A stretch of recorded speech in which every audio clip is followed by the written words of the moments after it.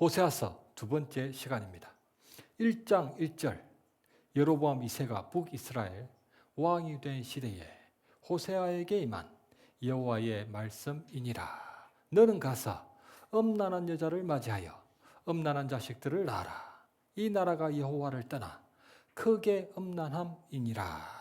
하나님이 호세아에게 그 명령을 내리셨던 이유는 음행을 범하라는 것이 아니라 북이스라엘의 영적 음란과 하나님의 아픈 마음을 온전히 드러내게 하기 위함이었습니다.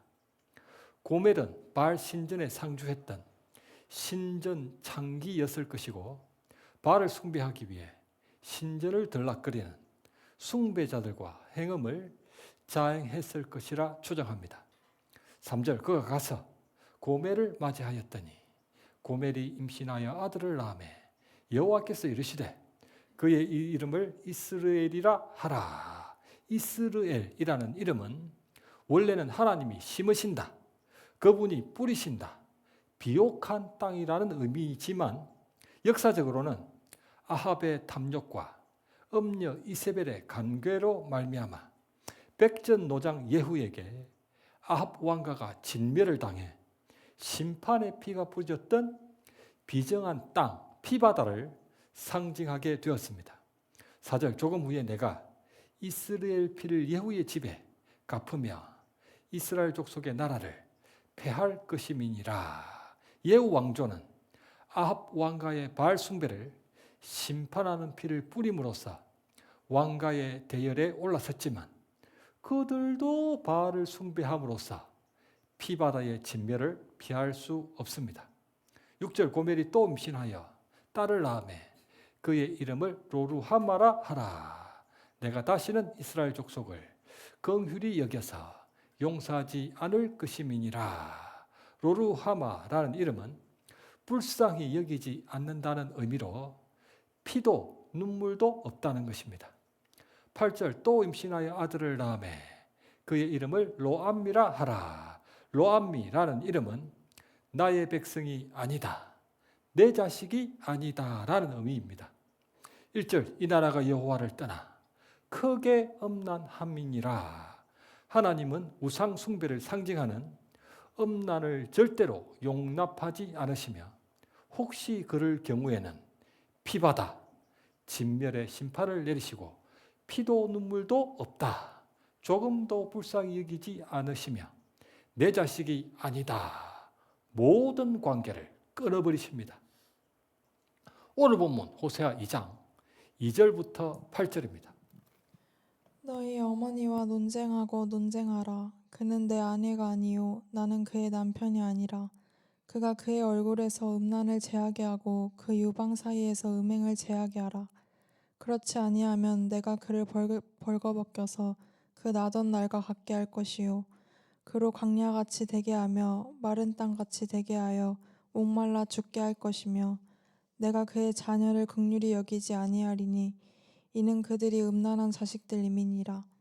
그들의 어머니는 음행하였고 그들을 임신했던 자는 부끄러운 일을 행하였나니 이는 그가 이르기를 나는 나를 사랑하는 자들을 따르리니 그들이 내 떡과 내 물과 내 양털과 내 삶과 내 기름과 내 술들을 내게 준다 하였음이라.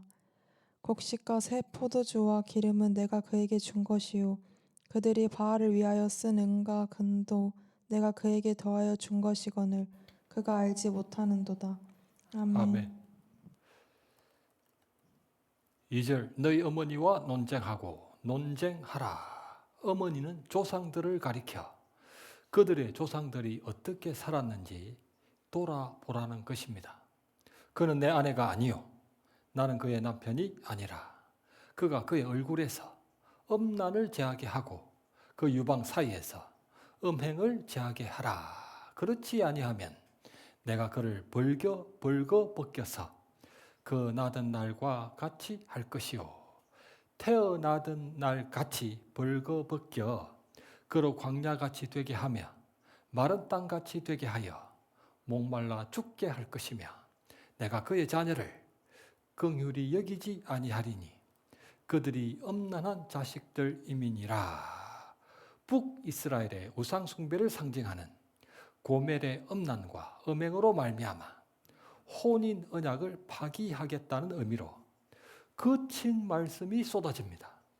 5절 그들의 어머니는 음행하였고 그들을 임신했던 자는 부끄러운 일을 행하였나니 이는 그가 이르기를 나는 내가 사랑하는 자들을 따름이니 나를 사랑하는 자들 복수형으로 외간 남자도 한둘이 아니었습니다. 그들이 내 떡과 내 물과 내 양털과 내 삶과 내 기름과 내 술들을 내게 준다 하였음이니라. 북이스라엘의 음란과 음행 곧 우상 숭배를 범하는 이유는 떡과 물과 양털과 삶과 기름과 술들 그들의 모든 필요를 외간 남자 바알 우상들이 공급해 준다고 믿었기 때문입니다. 8절 곡식과 새 포도주와 기름은 내가 그들에게 준 것이요 그들이 바알을 위하여 쓴 은과 금도 내가 그에게 다하여 준 것이거늘 그가 알지 못하는도다. 모든 필요는 하나님이 주셨지만 그가 알지 못하는도다. 하나님을 잘못 알고 잘못 믿게 되면 그분과의 언약 파기를 피할 수 없습니다. 지난번 5주에 걸쳐 하나님 나라라는 주제의 특강을 들었습니다. 제1강은 하나님이 되는 원죄였습니다. 원죄는 선악을 알게 하는 나무에 열매를 먹은 죄의 기원을 가리킬 뿐 아니라 자기가 마치 하나님이라도 된다는 듯 선악의 기준이 되는 세상 모든 죄의 본질인 죄성을 가리키기도 합니다. 선악의 기준이 된다는 것은 자기가 마치 하나님이나 된다는 듯 스스로 곧 창조주, 절대자가 되어 그분 뜻과는 상관도 없이 자기 보기에 좋아 보이는 것을 선이라고 하고 자기 보기에 좋아 보이지 않는 것을 악이라고 하는 것입니다. 하나님이 선하다 해도 자기가 보기에 좋아 보이지 않으면 악으로 판단해버리고 그분이 악하다 해도 자신이 보기에 좋아 보이면 선으로 여기는 것입니다. 원죄는 좋음과 좋지 않음, 선과 악의 기준을 하나님 말씀이 아니라 자기 느낌과 생각에 두는 것으로 피조물의 영역을 넘어서서 자기가 선과 악의 기준이 되는 절대자의 영역을 침범하는 것입니다. 창세기 3장 여자가 그 선악을 알게 하는 나무를 본즉 먹음직도 보암직도 하고 지혜롭게 할 만큼 탐스럽기도 한 나무인지라. 선악을 알게 하는 나무는 먹음직도 보암직도 하고 탐스럽게도 하는 나무가 아니었습니다. 왜냐하면 내가 먹는 날에는 반드시 죽으리라. 사망나무 열매였기 때문입니다. 전지전능하신 하나님 말씀을 믿고 따르는 것이 아니라 자신의 유불리에 따라 자기 느낌과 생각을 믿고 따르는 것이 원죄며 세상 모든 죄의 본질인 죄성입니다. 여호와 하나님이 아담과 그의 아내를 위하여 가죽옷을 지어 입히시니라. 바로 그 원죄로 말미암아 안식에 들어가셨던 하나님이 다시 일하시기 시작하셔야만 했고 세상 모든 사람에게 사망이 이르게 된 것입니다. 안식이 깨어졌기 때문입니다. 사람이 보기에 아무리 좋아 보여도 하나님 보시기에 부당한 모든 것은 전부 악입니다. 사람이 보기에 아무리 좋아 보이지 않아도 하나님이 보시기에 합당한 모든 것은 전부 선입니다. 오직 하나님 그분만이 선과 악, 좋음과 좋지 않음의 절대 기준이십니다. 그분 말씀, 그분 뜻대로 되어지는 모든 것이 선이고 좋은 것이며 그렇지 않은 모든 것이 악이고 좋지 않은 것입니다. 하나님 말씀에 오직 믿음으로 순종하며 사는 사람이 바로 그분 백성입니다. 내가 먹는 날에는 반드시 죽으리라. 그들의 범죄는 반드시 죽어야만 하는 끔찍한 죄였습니다. 눈에는 눈, 이에는 이. 하나님 정의의 원칙에 의하면 선악을 알게 하는 나무에 열매를 먹었던 사건은 먹지 말라는 말씀에 대한 불순종의 죄나 죽을 것이라는 말씀에 대한 불신의 죄 정도가 아니라 그들도 죽어야만 했던 누군가를 죽이는 죄였습니다. 그 누군가는 바로 아버지 하나님이었습니다. 누가복음 15장, 어떤 사람에게 두 아들이 있는데 그 둘째가 아버지에게 말하되 아버지여 재산 중에서 내게 돌아올 분깃을 내게 주소서. 유산은 아버지가 사망한 이후에 자녀들에게 상속되는 법이었기 때문에 탕자는 그 마음에서 이미 아버지를 죽인 것으로 아버지 하나님을 죽이는 원죄를 드러내고 있습니다. 마태복음 26장, 대제사장이 이르되 내가 하나님의 아들 그리스도인지 우리에게 말하라. 예수께서 이르시되 내가 말하였느니라. 대제사장이 자기 옷을 찢으며 이르되 너희가 지금 이 신성모독하는 말을 들었도다. 너희 생각에는 어떠하냐? 그는 사형에 해당하니라. 대제사장이 예수님 들어 하나님의 아들 그리스도인지 말하라고 해서 예수님이 그들에게 하나님의 아들 그리스도라고 말씀하셨을 뿐인데 그는 사형에 해당하느니라. 신성모독으로 정죄하고 예수님의 얼굴에 침 뱉으며 주먹으로 치고 손바닥으로 때리고 온갖 조롱을 다했습니다. 요한복음 19장, 빌라도가 유대인들에게 이르되 보라 너희 와이로다. 그들이 소리 지르되 없이 하소서 없이 하소서. 그를 십자가에 못 박게 하소서. 빌라도가 이르되 내가 너희 왕을 십자가에 못 박으랴. 대제사장들이 대답하되 가이사 외에 우리에게는 왕이 없나이다. 그들은 만왕의 왕 하나님의 아들에게 반역이라는 죄명으로 반드시 죽으리라. 마침내 하나님과 같이 되었습니다. 예수님의 십자가 사건은 아담과 하와가 범했던 그 열매를 먹은 원죄와 세상 모든 죄의 본질이 하나님이 되어 그분 아들을 죽이는 정말 끔찍한 죄라는 것을 드러내고 있었습니다. 사람이 보기에 겉으로 표가 나지 않을 뿐 세상 모든 죄는 예수님의 얼굴에 침 뱉고 주먹으로 치며 손바닥으로 때리고 온갖 조롱을 다하고 발가 벗겨 십자가에 못 박아 죽이는 신성모독과 반역이라는 끔찍한 죄입니다. 바로 그 원죄를 회개하지 않는 이상에는 하나님이 보시기에는 무엇을 해도 전부 악입니다. 교통신호도 잘 지키고 제한속도도 어기지 않으며 불법 주차도 하지 않는 모범 운전을 하는 사람이라도 운전면허가 없으면 전부 불법인 것처럼 말입니다. 다윗 왕의 아들 압살롬도 신성모독과 반역이라는 원죄를 잘 드러냅니다. 다윗 왕의 셋째 아들 압살롬은 다윗의 장자 암논이 자기 여동생 다말을 겁탈한 것에 대한 보복으로 만 2년 후에 형 암논을 죽이고 외가 거슬로 피신했습니다. 3년 후 군 지휘관 요압이 다윗 왕을 설득하여 압살롬을 외가 거슬로부터 예루살렘 왕궁으로 돌아올 수 있도록 다리를 놓았습니다. 사무엘하 14장, 요압이 일어나 거슬로 가서 압살롬을 데리고 예루살렘으로 오니 왕이 이르되 그의 집에 물러가게 하여 내 얼굴을 볼 수 없게 하라. 다윗 왕은 자기 장자인 동시에 형을 죽였던 셋째 아들 압살롬이 예루살렘 왕궁으로 돌아왔지만 대면하지는 못하게 했습니다. 그런데 압살롬은 온 이스라엘 중에서 그같이 아름다움으로 크게 칭찬받는 자가 없을 정도였는데 발바닥부터 정수리까지 흠이 없는 꽃미남이었습니다. 그 중에서도 백미는 그의 머리털이었습니다.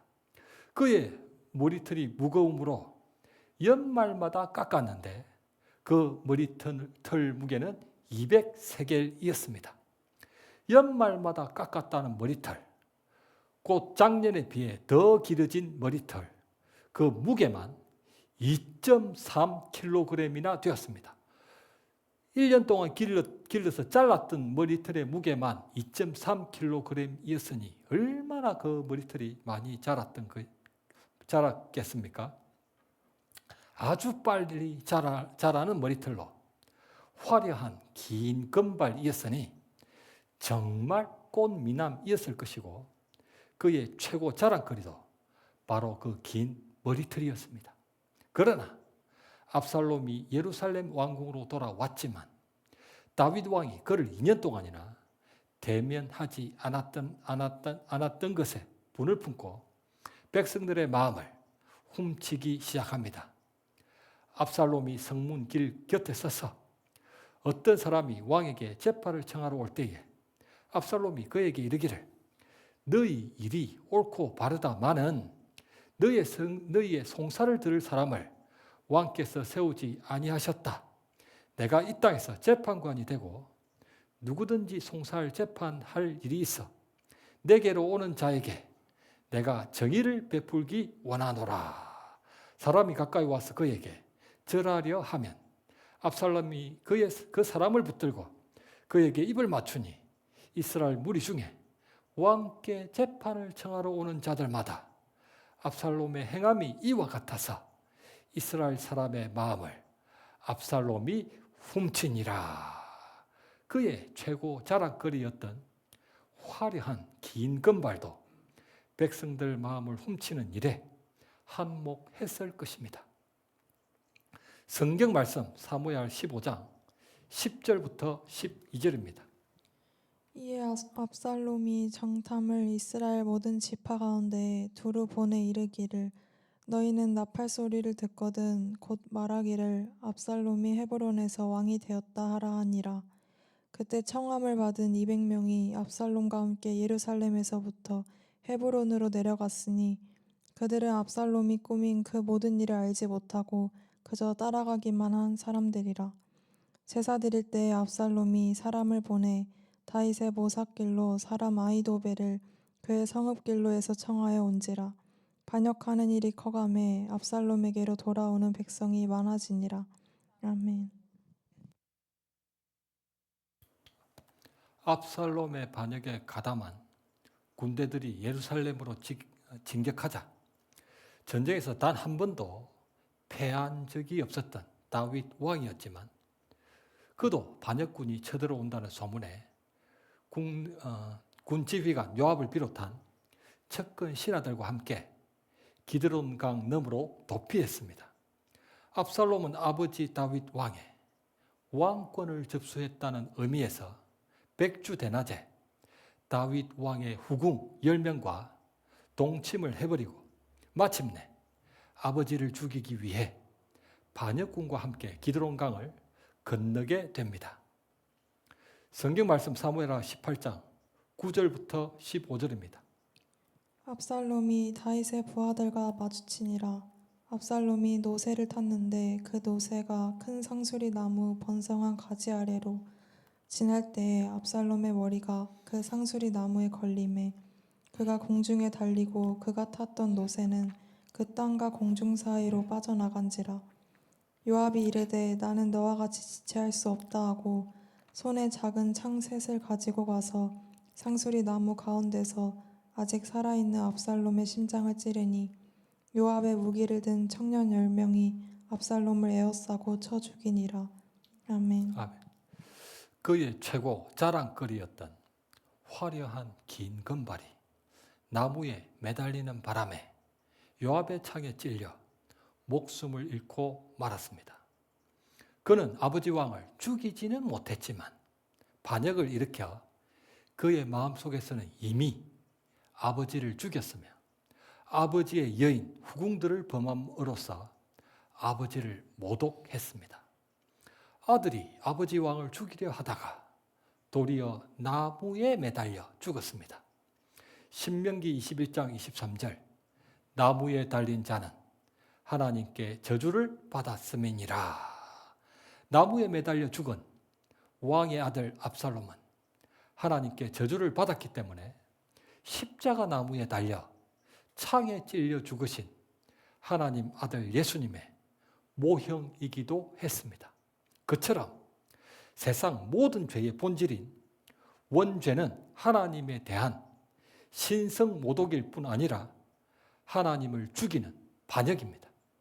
에덴에서 아담과 하와가 선악과 나무 열매를 먹었던 것도 하나님을 죽이는 아주 끔찍한 반역이었습니다.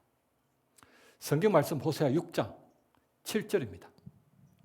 그들은 아담처럼 언약을 어기고 거기에서 나를 반역하였느니라. 아멘. 아멘. 아담과 선악과 나무의 열매를 먹었던 원죄와 세상 모든 죄의 본질이 하나님을 죽이는 반역이라는 것을 호세아가 증거하고 있습니다. 자신이 선악을 판단하는 원죄의 본질은 열매 하나 먹는 죄가 아니라 하나님과 맞먹는 죄입니다. 약 10년 전 중국에서 사고로 발목 아래를 잃어 의족을 하고 다니는 디모데라는 형제를 만났습니다. 그는 어려운 환경 때문에 가난한 자신을 한탄만 하다가 알코올 중독이 되어버린 아버지 설화에서 자라 남에게 말도 잘 건네지 못하는 소심하고 가난한 소년이었다고 합니다. 자신은 아버지처럼 되지 않겠다고 17세에 돈을 벌기 위해 가출을 했지만 사회생활이 너무 어려워 결국에는 산에 올라가 약을 먹고 자살을 기도했습니다. 죽은 줄로만 알았는데 병원에서 눈을 뜨자 머리와 입술은 터져 있고 발목 이하가 잘려진 채로 깨어났습니다. 자신은 분명히 산에서 약을 먹었는데 이유는 알 수 없지만 철길에서 기차에 발목 아래가 잘려진 채로 발견되었던 것입니다. 사회생활이 너무 어려워 자살을 했지만 깨어나고 보니 이유도 모른 채로 발목 아래까지 잃어버려 더욱 어려운 사정이 되고 말았습니다. 19세 때는 일부러 칼을 들고 강도짓을 해서 경찰에게 체포되어 교도소로 들어갔습니다. 발목 아래가 없는 장애인에 불과한 자신은 나라에서 주는 콩밥이나 먹고 사는 수밖에 없다고 판단했기 때문입니다. 그런데 그곳에서 자신에게 믿지도 않았던 하나님의 은혜로 여겨지는 일들이 자꾸 생겨 남에게 말도 잘 건네지 못하는 소심한 자신이 한 번도 받아보지 못했던 인정과 관심을 남들에게 받게 되었다는 것입니다. 하나님이 살아계셨다는 생각이 들기도 했습니다. 모범수로 감명을 받아 출소한 이후 한국에서 온 선교사님을 만나게 되었고 그는 그 선교사님 권유로 성경을 통독하는 공동체에 들어가게 되었습니다. 그 공동체는 성경을 창세기부터 요한계시록까지 순서대로 반복하여 매일매일 읽고 깨달은 것을 나누는 말씀 공동체였습니다.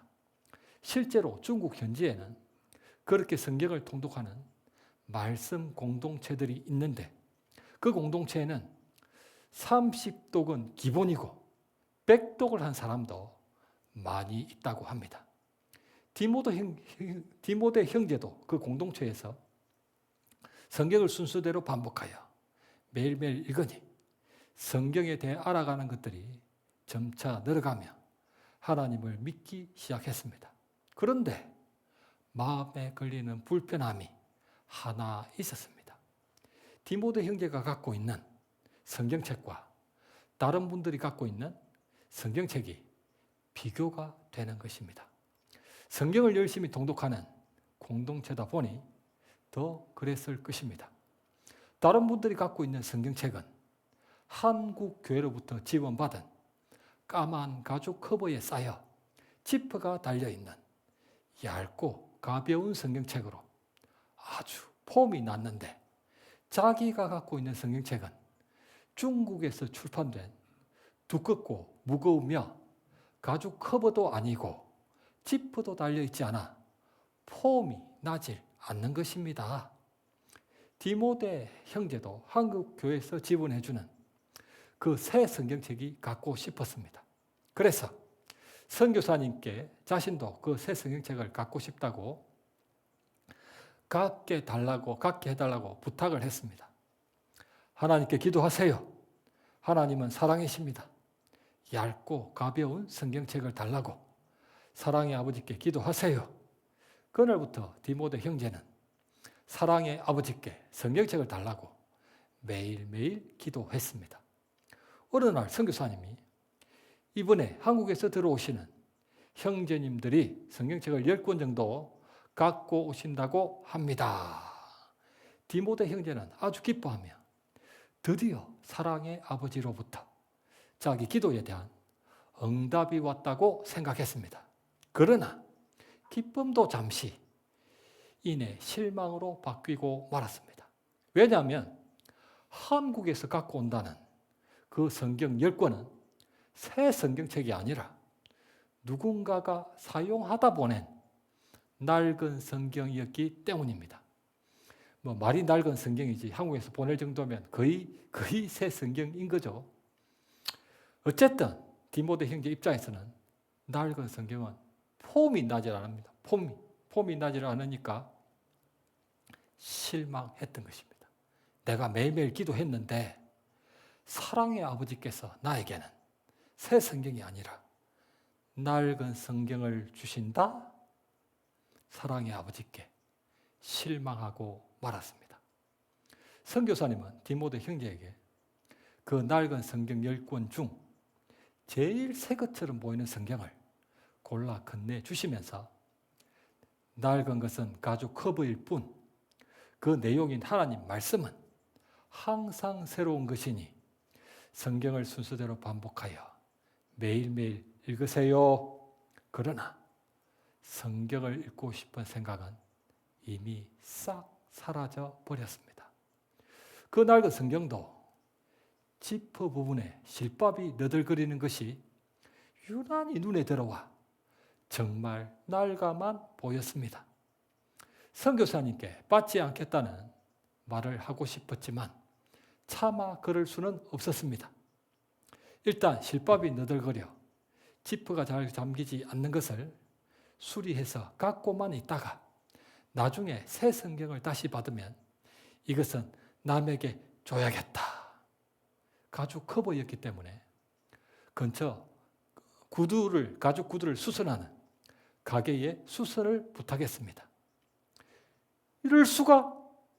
구두 수선공 아저씨가 성경 지퍼를 수선하는 일은 처음이라 그랬는지 지퍼는 수선되었지만 가죽 커버가 뒤틀려 버렸습니다. 기다리는 손님이 많아서 어쩔 수 없이 집으로 돌아왔습니다.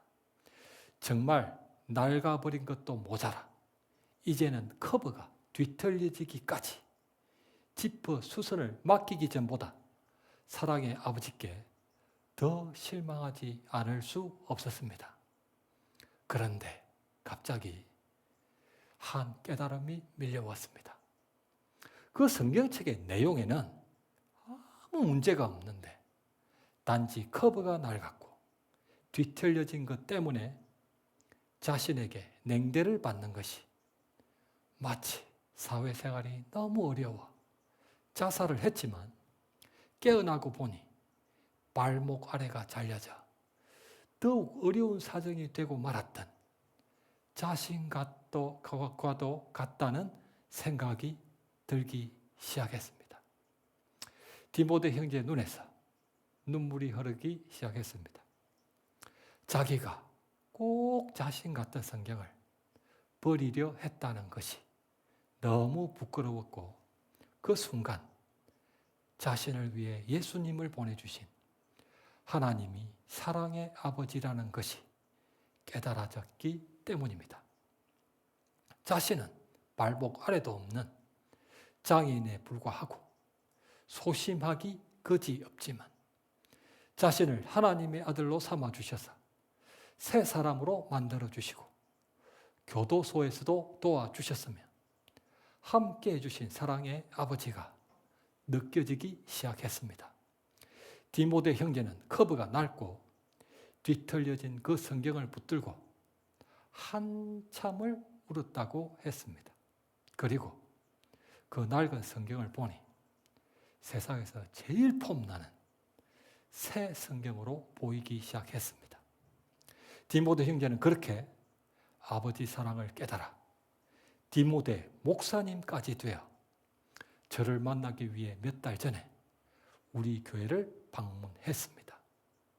자신이 어떤 사람인지 모르면 하나님이 어떤 분인지도 그분 사랑도 알 수 없습니다. 말씀을 맺겠습니다. 하나님을 믿는 성도가 왜 실망하고 불평하며 삽니까? 사랑의 아버지를 잘 알지 못하기 때문입니다. 신자가 왜 생각과 말과 행동으로 여전히 범죄하며 삽니까?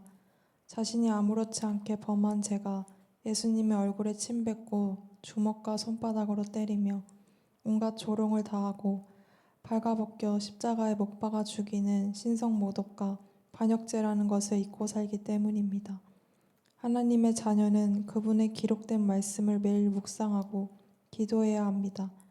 그래야만 자기 옛사람의 공고한 현실과 모든 것을 공급해 주시는 아버지 하나님의 사랑을 온전히 알고 깨달아 오직 믿음으로 감사하며 순종하는 삶을 살 수 있습니다. 아멘.